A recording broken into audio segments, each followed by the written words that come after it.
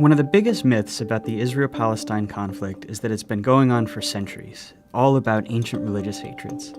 In fact, while religion is involved, conflict's mostly about two groups of people who claim the same land, and it really only goes back about a century to the early 1900s. Around then, the region along the eastern Mediterranean we now call Israel-Palestine, been under Ottoman rule for centuries, was religiously diverse, including mostly Muslims and Christians, also a small number of Jews who lived generally in peace. It was changing in two important ways. First, more people in the region were developing a sense of being not just ethnic Arabs, but Palestinians, a distinct national identity. At the same time, not so far away in Europe, more Jews were joining a movement called Zionism, which said that Judaism was not just a religion, but a nationality, one that deserved a nation of its own. And after centuries of persecution, many believed a Jewish state was their only way of safety and saw their historic homeland in the Middle East as their best hope for establishing it. In the first decades of the 20th century, tens of thousands of European Jews moved there.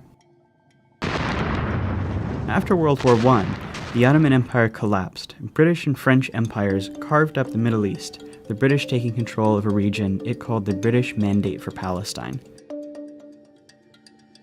At first, the British allowed Jewish immigration, but as more Jews arrived, settling into farming communities, tension between Jews and Arabs grew. Both sides committed acts of violence, and by the 1930s, the British began limiting Jewish immigration. In response, Jewish militias formed to fight both the local Arabs and to resist British rule. Then came the Holocaust, leading many more Jews to flee Europe for British Palestine and galvanizing much of the world in support of a Jewish state. In 1947, as sectarian violence between Jews and Arabs there grew, the United Nations approved a plan to divide British Palestine into two separate states. One for Jews, Israel, and one for Arabs, Palestine. The city of Jerusalem, where Jews, Muslims, and Christians all have holy sites, was to become a special international zone. The plan was meant to give Jews a state, to establish Palestinian independence, and to end the sectarian violence that the British could no longer control. The Jews accepted the plan, and they declared independence as Israel. But Arabs throughout the region saw the UN plan as just more European colonialism trying to steal their land. Many of the Arab states, who had just recently won independence themselves, declared war on Israel in an effort to establish a unified Arab Palestine where all of British Palestine had been. The new state of Israel won the war. But in the process, they pushed well past their borders under the UN plan, taking the western half of Jerusalem and much of the land that was to have been part of Palestine. They also expelled huge numbers of Palestinians from their homes, creating a massive refugee population whose descendants today number about 7 million. At the end of the war, Israel controlled all of the territory except for Gaza, which Egypt controlled, and the West Bank, named because it's west of the Jordan River, which Jordan controlled. This was the beginning of the decades-long Arab-Israeli conflict. During this period, many Jews in Arab-majority countries fled or were expelled, arriving in Israel. Then something happened that transformed the conflict. In 1967, Israel and the neighboring Arab states fought another war. When it ended, Israel had seized the Golan Heights from Syria, the West Bank from Jordan, and both Gaza and the Sinai Peninsula from Egypt. Israel was now occupying the Palestinian territories, including all of Jerusalem and its holy sites. This left Israel responsible for governing the Palestinians, a people it had fought for decades. In 1978, Israel and Egypt signed the US-brokered Camp David Accords. Shortly after that, Israel gave Sinai back to Egypt as part of the peace treaty. At the time, this was hugely controversial in the Arab world. Egyptian President Anwar Sadat was assassinated in part because of outrage against it. But it marked the beginning of the end of the wider Arab-Israeli conflict. Over the next few decades, the other Arab states gradually made peace with Israel, even if they never signed formal peace treaties. But Israel's military was still occupying the Palestinian territories of the West Bank and Gaza, and this is when the conflict became an Israeli-Palestinian struggle. The Palestinian Liberation Organization, which had formed in the 1960s to seek a Palestinian state, fought against Israel, including through acts of terrorism. Initially, the PLO claimed all of what had been British Palestine, meaning it wanted to end the state of Israel entirely. Fighting between Israel and the PLO went on for years. even including a 1982 Israeli invasion of Lebanon to kick the group out of Beirut. The stillness of the ceasefire in southern Lebanon was shattered today by the sound of guns, bombs, and planes. The PLO later said it would accept dividing the land between Israel and Palestine, but the conflict continued. As all of this was happening, something dramatic was changing in the Israel-occupied Palestinian territories. Israelis were moving in. These people are called settlers, and they made their homes in the West Bank and Gaza, whether Palestinians wanted them or not. Some moved for religious reasons, some because they want to claim the land for Israel, some just because the housing is cheap, often subsidized by the Israeli government.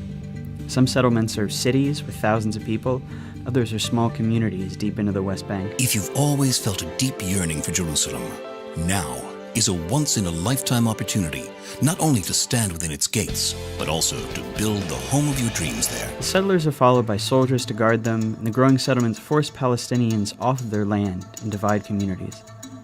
Short-term, they make the occupation much more painful for Palestinians. Long-term, by dividing up Palestinian land, they make it much more difficult for the Palestinians to ever have an independent state.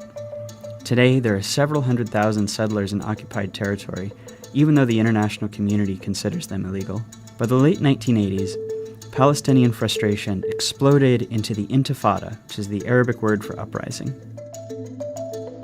It began with mostly protests and boycotts, but soon became violent. Israel responded with heavy force. A couple hundred Israelis, over 1,000 Palestinians died in the First Intifada. Around the same time, a group of Palestinians in Gaza, who considered the PLO too secular, too compromise-minded, created Hamas, a violent extremist group dedicated to Israel's destruction. By the early 1990s, it's clear that Israelis and Palestinians have to make peace. The leaders from both sides signed the Oslo Accords. This is meant to be the big first step toward Israel maybe someday withdrawing from the Palestinian territories and allowing an independent Palestine. The Oslo Accords established the Palestinian Authority, allowing Palestinians a little bit of freedom to govern themselves in certain areas.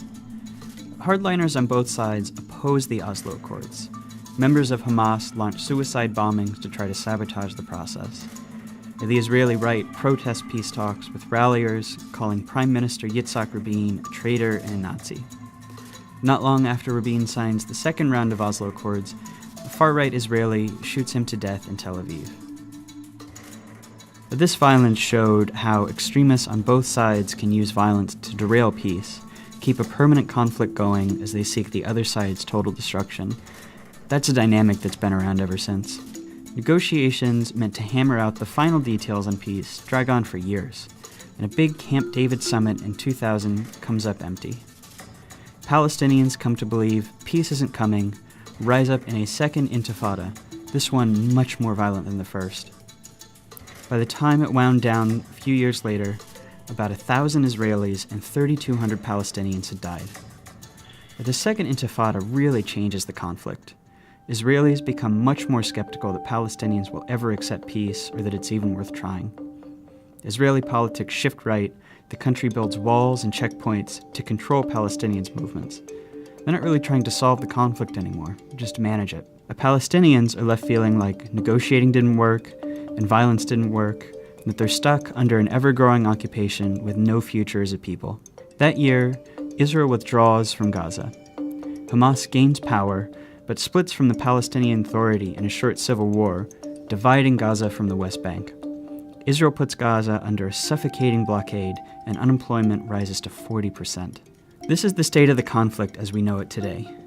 It's relatively new, and it's unbearable for Palestinians. In the West Bank, more and more settlements are smothering Palestinians, often respond with protests and sometimes with violence, though most just want normal lives.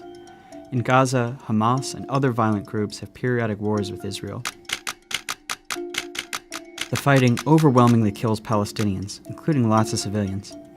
In Israel itself, most people have become apathetic. For the most part, the occupation keeps the conflict relatively removed from their daily lives, with moments of brief but horrible violence. There's little political will for peace. No one really knows where the conflict goes from here. Maybe a third intifada, maybe the Palestinian Authority collapses. But everyone agrees that things as they are now can't last much longer, Israel's occupation of the Palestinians is too unstable to last, and that unless something dramatic changes, whatever comes next will be much worse.